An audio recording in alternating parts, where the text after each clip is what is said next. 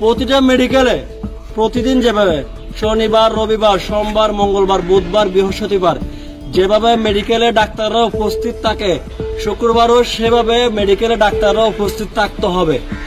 এই যে উনি বলছেন সকাল থেকে কোনো ডাক্তার নেই, আজকে শুক্রবার, শুক্রবারে সরকারি মেডিকেল গুলোতে ডাক্তার আসে না। শুক্রবার যদি আপনারা না আসেন, এই যে শুক্রবারে যে সমস্ত মানুষ অসুস্থ হচ্ছে তাদের চিকিৎসা কে নিবে? শুক্রবার আসলে ডাক্তার থাকে না কেন? আজকে শুক্রবার ডাক্তাররা ছুটিতে গেছেন কেন? এটা ডিউটি ভাগ করতে পারেন না?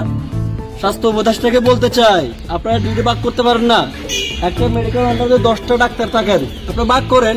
শুক্রবার আজকে আপনারা 2 জন হলে যান, 5 জন হলে যান, 1 জন হলে আসেন না। শুক্রবার আসলে কোনো ডাক্তার নেই সরকারি মেডিকেল গুলোতে। শুক্রবারে কি আমরা অসুস্থ হই না? আমাদের অসুবিধা হয় না? আমার রাস্তাঘাটে অ্যাক্সিডেন্ট হয় না? আমি স্বাস্থ্য উপদেষ্টাকে বলতে চাই, বিনীতভাবে অনুরোধ করে বলতে চাই, আপনারা আমাকে চিনেন, আমি আপনাদেরকে চিনি।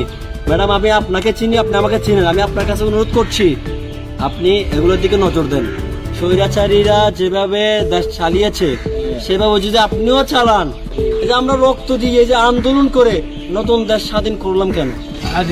শুধু 10টা বাজে, এখন ওরা বাজে 4টে না, এখন মনে হয় ডাক্তার নয়। আমার রুগীটা যদি অ্যাক্সিডেন্ট করে ড্রাইভার কে নেবে? এই যে উনি বলছে, এই যে আজকে শুক্রবার উনি রুগীটা নিয়ে আসছে, ওনার রোগীর অবস্থা সিরিয়াস, খুব অবস্থা খারাপ। এখন যদি আজকে শুক্রবার বলে ডাক্তার আসেন নাই, এখন যদি ওনার রোগীটা যদি কিছু একটা হয়ে যায়, আল্লাহ না করে কোনো যদি মৃত্যুবরণ করে, তাহলে এর ড্রাইভার কে নিবে? স্বাস্থ্য উপদেষ্টা আপনি নিবেন? ডাক্তাররা আপনারা নিবেন? এর দায়িত্ব আপনারা নিবেন না? এই যে শুক্রবার যদি কোনো রোগী চিকিৎসাবিহীন মারা যায়, তাহলে সেগুলো দায়ভার স্বাস্থ্য উপদেষ্টা এবং যে মেডিকেল যে দায়িত্বরত যারা ডাক্তার রয়েছেন আপনাদেরকে নিতে হবে।